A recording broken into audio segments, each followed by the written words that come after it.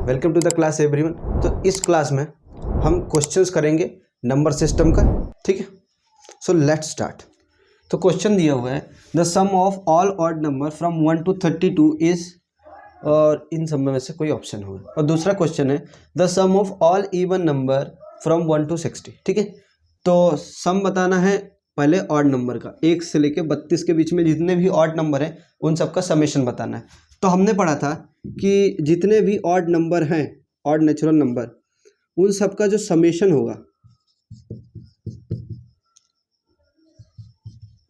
N odd number जो होंगे, N odd natural number जो होंगे, उन सबका समेशन का फॉर्मूला था एन स्क्वायर, ठीक है।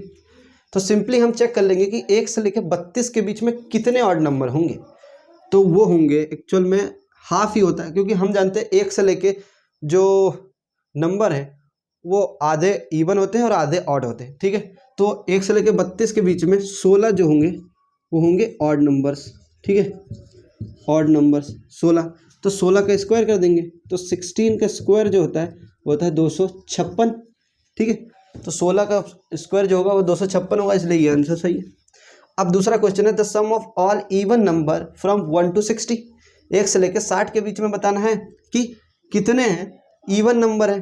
तो इवन नंबर में फिर से 1 से लेके 60। अब इवन नंबर का फॉर्मूला जो पढ़ा था कि जो इवन नेचुरल नंबर है उनका जो समेशन होगा एन इवन नंबर्स, वो जो बराबर था वो उसका फॉर्मूला था n+1, ठीक है, ये था। तो अब देखें 1 से 60 के बीच में कितने इवन नंबर हो सकते हैं। फिर से 1 से लेकर 60 के बीच में आधे इवन और आधे ऑड होंगे, तो 30 इवन है, तो n की वैल्यू हो जाएगी 30। अब मैं इस फॉर्मूले में रख दूंगा n, तो 30 × 30 + 1 31, ठीक है। अब 31 को 30 से3 से मल्टीप्लाई करके 0 लगा दें तो 3 × 1 = 3 और 3 × 3 = 9, मतलब 93। तो 93 और 1 0 का 0, तो 930 जो है वो आंसर है। तो 930 जो है ऑप्शन में, दैट इज डी। तो ये हमारा आंसर होगा, ठीक है। तो नेक्स्ट क्वेश्चन दिया हुआ है 1 क्यूब + 2 क्यूब + 3 क्यूब + 4 क्यूब, ऐसे ही 10 क्यूब तक, वो उसकी वैल्यू है 3025, ठीक है। देन 4 + 32 + 108 + डैश डैश, मतलब 4000 तक की समेशन की वैल्यू मेरे को बतानी है, ठीक है। और ऑप्शन में ये आंसर्स दिए, ठीक है। तो मेरे को बताना है कि इसकी वैल्यू क्या होगी, ठीक है। अब देखो प्रीवियस क्लास में हमने पढ़ा है कि जो सम ऑफ नेचुरल नंबर है उसके, मतलब sum of cube of natural number जो होता है उसका फॉर्मूला भी पढ़ा था हमने, कि जो होता है वो होता है n+1 / 2 का होल स्क्वायर, ठीक है। लेकिन अभी यहाँ तो यूज नहीं है इसका फिलहाल, क्योंकि ये बोल रहा है डायरेक्टली कि जहाँ अगर तुमको ये ऐसा पैटर्न दिखे वहां पर तुम सिंपली ये रख दो बिना कोई कैलकुलेशन के, ठीक है। और हमको अब देखो ये इसलिए दिया है कि कहीं ना कहीं इस वाले सीरीज में ऐसा कहीं पैटर्न मिलेगा, इस पैटर्न से हमको ये नंबर वहाँ रख देना है बिना कोई कैलकुलेशन के। देखो कॉम्पिटिटिव एग्जाम ज़्यादा हमको कैलकुलेशन नहीं करवाता, वो हमारे दिमाग को चेक करता है। इसीलिए हम इसको कैसे भी करके मैनिपुलेट करेंगे ताकि हमको ऐसा कहीं दिखे और उसके जगह हम ये फटाक से वैल्यू रख दें, ठीक है। अब देखें तो इस नंबर को ज़रा ध्यान से देखें, तो 4 + 32 + 108 + 4000 तक, ठीक है। अब इसमें देखें 4 अगर मैं कॉमन ले लूँ तो क्या अंदर बचेगा, 1 प्लस ये 8 चौक 32, ठीक है, तो 8 बचेगा, प्लस यहाँ 4 दूना 8 और 4 सत्ते 7 चौक 28, मतलब ये 27। ऐसे ही यहाँ पर क्या हो जाए, 4 अगर कॉमन हो जाएगा तो 4000 में से 4 कॉमन आ जाएगा तो 1000, ठीक है। अब ये कोई पैटर्न बना रहा है, देखना मैं क्या लिख सकता हूँ, 1 को 1 का क्यूब लिख सकता हूँ, ऐसे ही 8 को लिख सकता हूँ 2 का क्यूब, क्योंकि 2 का क्यूब होता है 2 × 2 × 2, ठीक है। 2 दूना 4 दूना 8, ठीक है। तो यहाँ हो जाएगा 2 का क्यूब। ऐसे ही ये हो जाएगा 3 का क्यूब, क्योंकि 3 का क्यूब जो होता है वो होता है 3 × 3 × 3, और 3 3 = 9, मतलब 3 3 = 9 और 9 3 = 27, तो ये हो जाएगा 3 का क्यूब। मतलब मेरे को पैटर्न मिल गया। और ये काय का क्यूब होगा? 1000 जो है वो 10 का क्यूब होता है, 10 का क्यूब, क्योंकि 10 इंटू 10 इंटू 10, तो एक और कितना जीरो है, 3 जीरो, तो 3 जीरो लगा देंगे, मतलब 10 का क्यूब 1000 होता है, तो ये हो जाएगा 10 का क्यूब और बाहर 4। अब देखिए ये 1 से 10 का क्यूब ही दिया हुआ है एक्चुअल में, तो इसने इसीलिए, अब ये ऐसे मैन्युअली भी दे सकता था कि इसकी समेशन की वैल्यू निकालो, अगर ये भी दे देता तब भी हम निकाल लेते। हम जानते थे कि इसमें एक फॉर्मूला ये सिंपली लगाऊंगा तो यहाँ पर लास्ट नंबर होता था वो n होता था, तो मैं 10 की वैल्यू यहाँ रख दूंगा सिंपली, तो यही जनरेट हो जाएगा, ठीक है।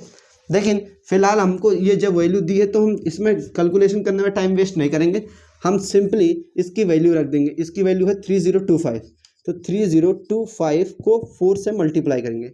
अब 4 तो 4 पंचे 20 के 0, कैरी आउट 2, ठीक है, इसे सामने लिखते हैं। 4 पंचे 20 के 0, कैरी आउट 2, और 4 दूना 8, 2 10 के 0, कैरी आए 1, और 4 0 0 और 1 का 1, और 4 3 12, तो ये है 1 2 1। एक मिनट, 4 पंचे 20 का 0, कैरी आए 2, 4 दूना 8, 2 10 का 0, कैरी आए 1, और 4 0 0 1, ठीक है, और 4 3 12, ठीक है। तो हमारा ऑप्शन बी जो है वो सही हो रहा है, ठीक है।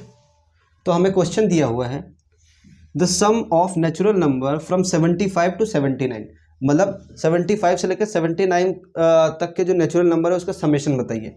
तो दो तरीका इसको करने के, फिर से मैं चाहूँ तो 75 से लेकर 79 को इंडिविजुअली लिखूँ नंबर को और सबको प्लस करता बैठूँ और करके इन ऑप्शन में चेक कर लूँ कि कौन सा आंसर। लेकिन दूसरा तरीका, क्योंकि हमने जो क्लास में डिस्कस किए हैं फॉर्मूला कहता था फर्स्ट n नेचुरल नंबर के जो समेशन है उसका फॉर्मूला था n प्लस 1 डिवाइड बाय 2, ठीक है।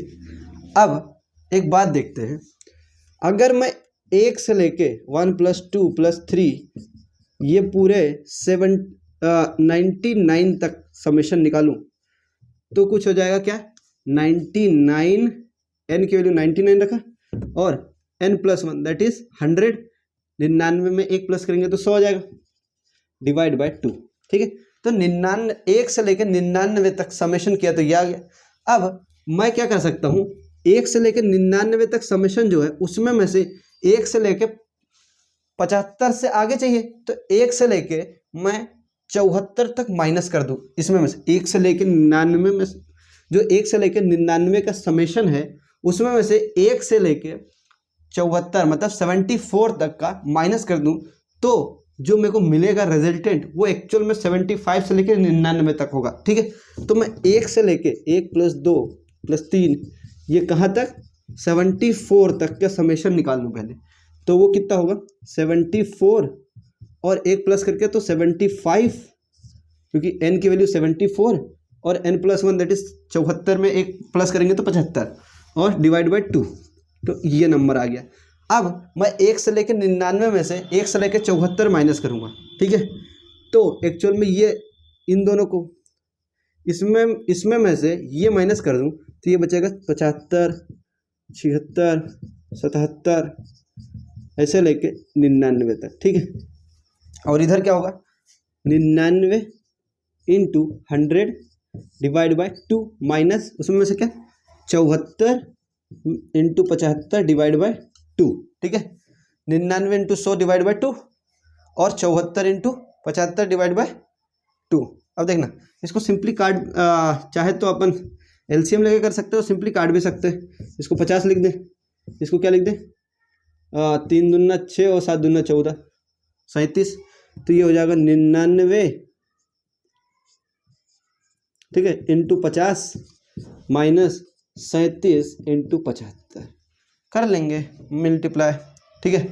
तो 99 में से 50 मल्टीप्लीकेशन करेंगे तो 9 पचे 45 0 0 इंटू 9 पचे 45 4 9 पचे 45 और 4 49, तो 4950 ये हो जाएगा 49 50, ठीक है।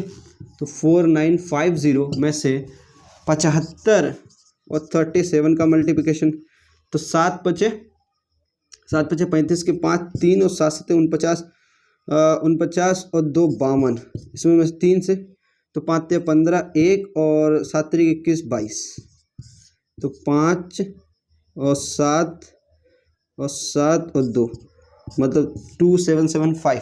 तो मैं इसमें में से 2775 माइनस कर दूंगा तो देखते हैं 4950 में से 2775 माइनस कर दे तो 10 में से 5 गए तो 5, क्योंकि ये सेल्स ये कैरी लेंगे तो ये हो जाएगा 10, 10 में से 5 गए 5, 14 में से 7, 1 और ये 2, तो मेरे पास ऑप्शन में आ गया 2175।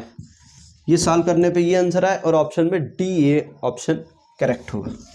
ठीक है, तो फिर से एक बार रिवाइज करते हैं। क्वेश्चन कहता है कि सम ऑफ नेचुरल नंबर बताइए कहाँ से, 75 से लेकर 99 तक भी।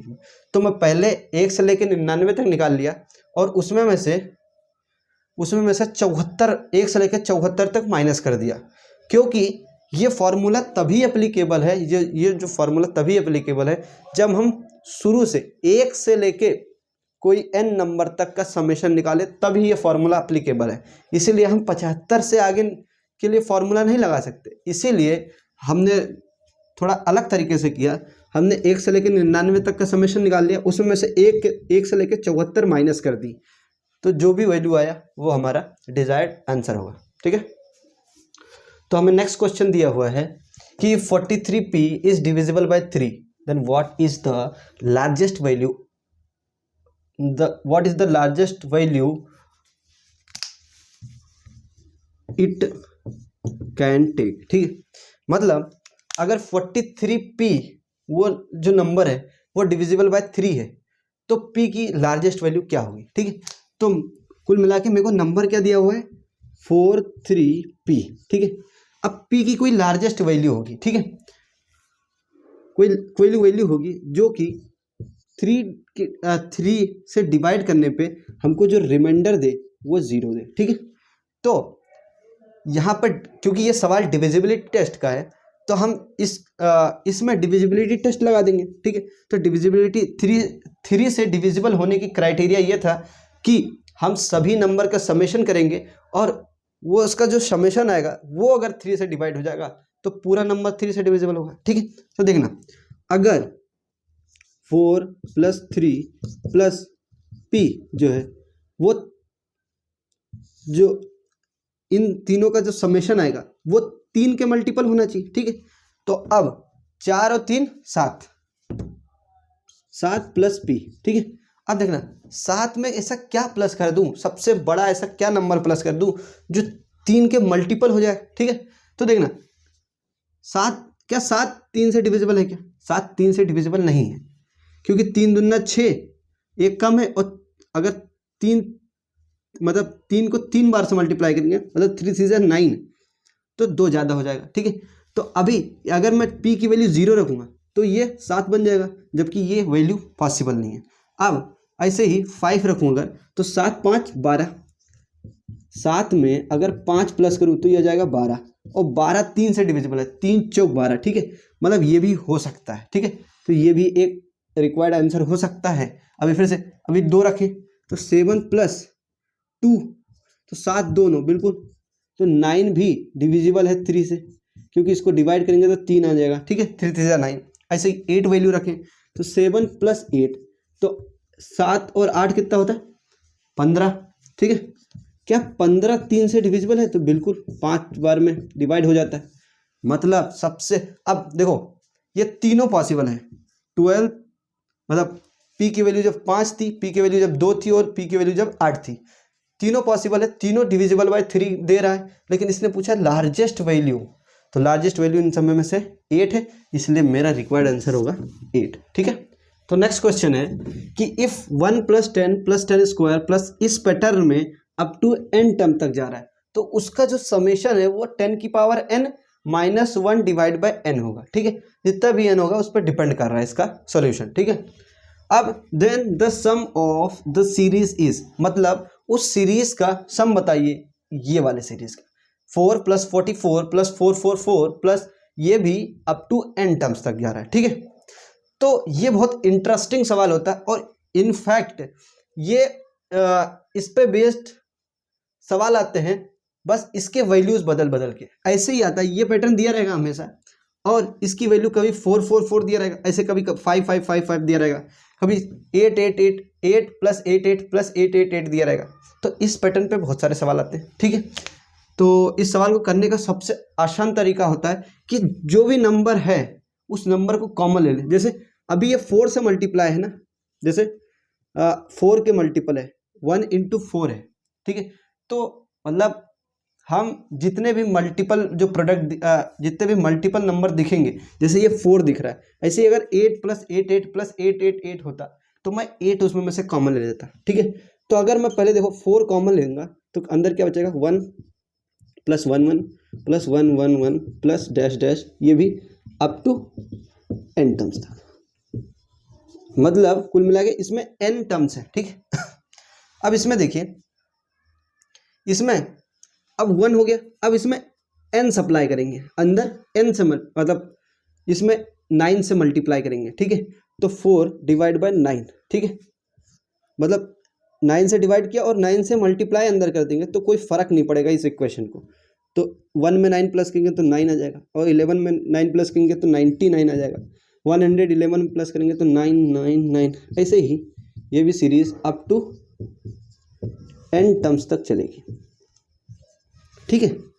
अब देखें, इसमें मैं हर एक टर्म में अगर मैं 1 दे दूं, एक कितने टर्म है, n टर्म्स है, इन n टर्म्स में से इन n टर्म को एक एक दे दूं तो क्या बनेगा, 9 को 1 दे दूं तो क्या बनेगा 10, 99 को 1 दे दूं तो कितना बनेगा 100।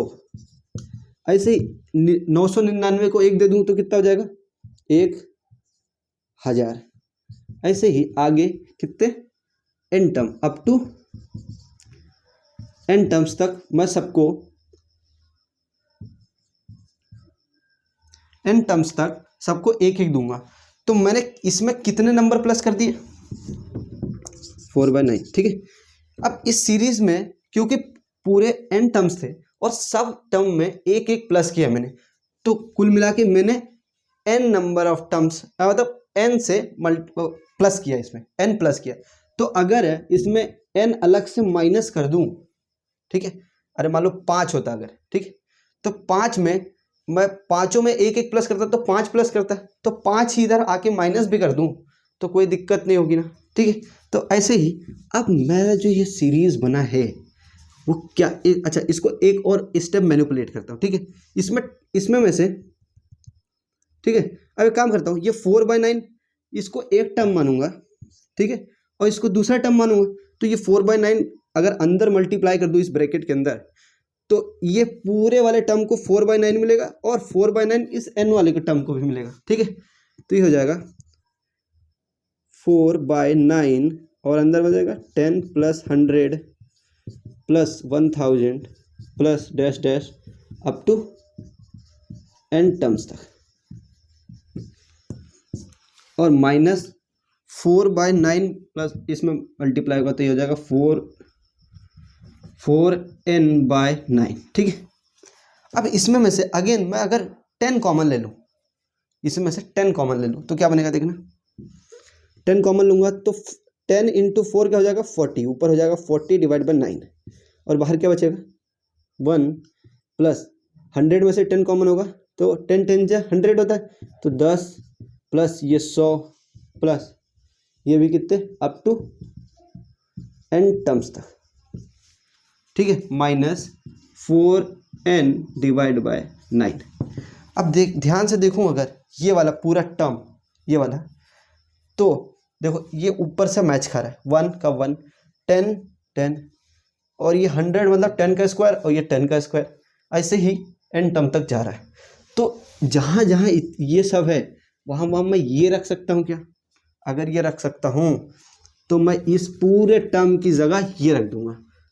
तो मेरा अब जो रिक्वायर्ड आंसर होगा 10 to the power n minus 1 divide by 9 into 40 divide by 9, ठीक है, और माइनस क्या था 4n minus 4n divide by 9, ठीक है। दो डिनोमिनेटर जो है इन दोनों को मल्टीप्लाई करूंगा तो क्या आ जाएगा 40, ऊपर 40 और नीचे क्या 9 9 जा 81, 81 और ये हो जाएगा 10 to the power n minus 1 और माइनस 4n डिवाइड बाय 9। ये मेरा रिक्वायर्ड आंसर होगा। ठीक है, तो हमें क्वेश्चन दिया हुआ है the sum of the natural number and its square equals the product of the first 3 prime numbers.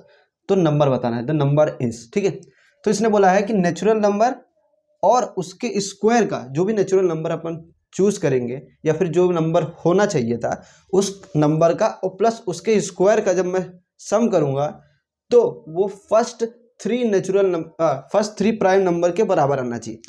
तो कोई भी नंबर, मतलब इसने बोला कोई नेचुरल नंबर, तो पता नहीं कि कौन सा नेचुरल नंबर, तो मैं मान लेता हूँ कि वो नेचुरल नंबर x है। ठीक है, अब उसने बोला sum of natural number and its square, तो ये नेचुरल नंबर और उसके स्क्वायर का मैं सम करूंगा। ठीक है, अब वो बराबर किसके होना चाहिए, इसने बोला फर्स्ट 3 प्राइम नंबर, और फर्स्ट 3 प्राइम नंबर होता है शुरुआत का 2, 3 और 5, यही 3 प्राइम नंबर है। तो इन तीनों का प्रोडक्ट कर दे, तो 2 इंटू 3 इंटू 5 मतलब 2 3 6 पंचे 30, तो ये 30 के बराबर, तो ये हो जाएगा एक्स स्क्वायर प्लस एक्स। ठीक है, अब क्या हो जाएगा एक्स स्क्वायर प्लस एक्स, ये प्लस में इधर आके माइनस में हो जाएगा, -30 इक्वल्स टू 0। ठीक है, अब ये है क्वाड्रेटिक इक्वेशन। ठीक है, क्वाड्रेटिक इक्वेशन सॉल्व करने का 2 तरीका होता है, एक होता है श्रीधराचार्य फॉर्मूला और दूसरा होता है splitting the middle term. Sridharacharya formula कहता है -b plus minus under root B square minus 4ac upon 2a। ठीक है, ये फॉर्मूला है। और स्टैंडर्ड क्वाड्रेटिक इक्वेशन होता है ax square plus bx plus c equals to 0, ऐसा होता है ये क्वाड्रेटिक, जिसमें जो एक्स स्क्वायर का कोफिशिएंट होता है वो ये होता है, यहाँ पर पुट करना पड़ेगा। ठीक है, और जो एक्स का कोफिशिएंट होता है वो बी होता है, तो वो उसकी वैल्यू पुट करनी पड़ेगी। और जो रिमेनिंग बचे, जो ना एक्स का कोफिशिएंट है ना एक्स स्क्वायर का है, वो है सी, जितने भी वैल्यू होते हैं वो सी होंगे, और सी की वैल्यू यहाँ पर 4ac है ना, तो सी की वैल्यू यहाँ पुट करनी पड़ेगी। यहाँ पर जब मैं पुट कर दूंगा तो इसको सॉल्व करने पे जो वैल्यू आएगी वही मेरी रूट की वैल्यू होगी। चेक करके बताता हूँ, जैसे एक्स स्क्वायर का जो कोफिशिएंट है उसके सामने कुछ नहीं है मतलब 1 है, तो a की वैल्यू है 1। ऐसे ही x के सामने कुछ नहीं है मतलब b है, b की मतलब x के सामने जो होता है वो b होता है, तो b का कोफिशिएंट यहाँ पर क्या है, कुछ नहीं, तो 1 है, क्योंकि कुछ नहीं लिखा है, तो 1 इज मल्टीप्लाइड विद x, तो x ही जनरेट करेगा। और उसके बाद जो जितना भी बचता है वो c होता है, तो प्लस c होना चाहिए, लेकिन यहाँ माइनस c है, तो मैं ऐसा कह सकता हूँ c को लिख सकता हूँ -30। ठीक है, तो a की वैल्यू ये, b की वैल्यू ये और c की वैल्यू ये। अब यहाँ पर पुट कर दें अगर, तो b की वैल्यू क्या है 1, तो यहाँ -1 plus minus under root B square मतलब 1 का square minus 4ac, 4 into a की वैल्यू 1 और c की वैल्यू है -30 अपॉन 2 इंटू 1। ठीक है, अब फिर से इसको सॉल्व करेंगे, तो ये -1 प्लस माइनस अंडर रूट 1 का square 1 minus minus minus plus, ये एक 30 माइनस में रहे और ये माइनस बाहर है, तो माइनस माइनस हो जाएगा प्लस, और 4 इंटू 30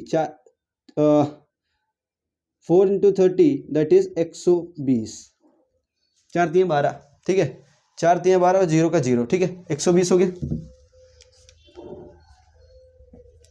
अब डिवाइड बाय 2 कर दूंगा, तो 120 में 1 प्लस करेंगे तो 121 हो जाएगा, और 121 11 के स्क्वायर है, तो ये स्क्वायर रूट से बाहर आ जाएगा और ये हो जाएगा -1 प्लस माइनस 11 डिवाइड बाय 2, ये आ जाएगा। अब प्लस माइनस मतलब एक बार मैं प्लस रखूंगा तो एक रूट मिलेगा, क्योंकि क्वाड्रेटिक इक्वेशन का 2 रूट होता है, तो एक बार मैं प्लस रखूंगा तो एक रूट मिलेगा और एक बार माइनस रखूंगा तो दूसरा रूट मिलेगा। ठीक है, तो एक बार प्लस रखेंगे तो -1 प्लस 11 डिवाइड बाई 2। अब देखिए 11 में 1 गया तो कितना 10, 10 बाय 2 कितना 5, तो पहला रूट आ गया x की वैल्यू 5, और दूसरा वैल्यू क्या आएगी जब मैं x की वैल्यू माइनस रखूंगा, तो -1 माइनस 11 डिवाइड बाई 2। देखो ये हो जाएगा -12 डिवाइड बाई 2, तो हो जाएगा 6, दैट इज -6, तो दूसरा आ गया -6। अब देखिए इसने बोला नेचुरल नंबर, और मैंने सपोज किया था x जो है वो एक नेचुरल नंबर है, तो नेचुरल नंबर कभी नेगेटिव नहीं हो सकता,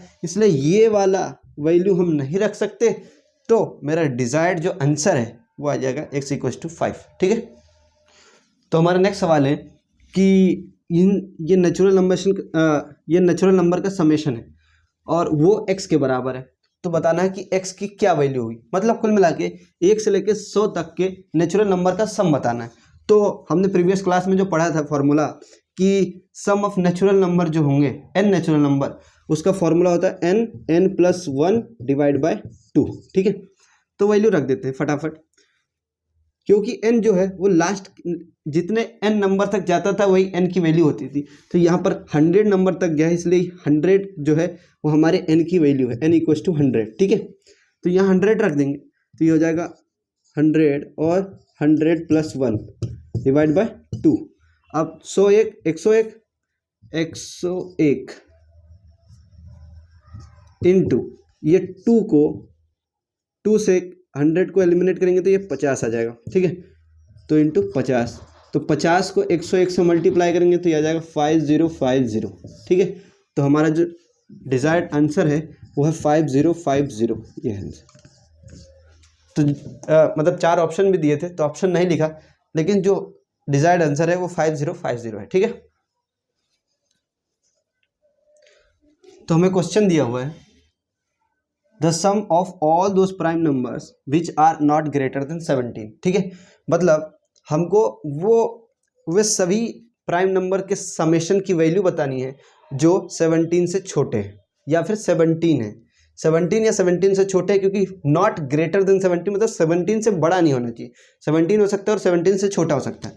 तो हम वो जितने भी पॉसिबल हैं, क्योंकि 17 एक छोटा नंबर है, तो जितने भी पॉसिबल प्राइम नंबर से वो हम लिख सकते हैं इजीली। और नहीं लिख सकते तो हमने प्रीवियस क्लास में जो फॉर्मूले डिस्कस किए थे, दैट इज 6k + 1 और 6k - 1, इसमें शुरू से नेचुरल नंबर एक सिर्फ 2 और 3 मतलब अपन को जानना होता है, क्योंकि 3 से बड़ा ये जितने भी प्राइम नंबर है वो जनरेट करता है।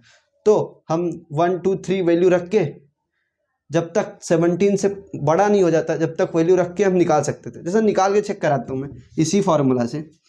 जब मैं k की वैल्यू 1 रखूँगा, ठीक है, तो 6 1 = 6 और 1 7, तो ये 7 जनरेट होगा और ये कितना जनरेट होगा, 6 1 = 6 - 1 दैट इज 5, तो दो जनरेट होगा। अब k की वैल्यू 2 रखूँगा तो 6 दूना 12 और 1 13। ठीक है, तो एक 13 जनरेट हुआ और दूसरा यहाँ पर 6 दूना 12 में से 1 गया तो 11, तो ये हो गया 11 जनरेट हुआ। ऐसे ही 3 रखूँगा तो 6 3 18 और 1 19, तो यहाँ पर 19 जनरेट होगा और यहाँ पर 6 3 18 में से 1 गया 17 जनरेट होगा 17।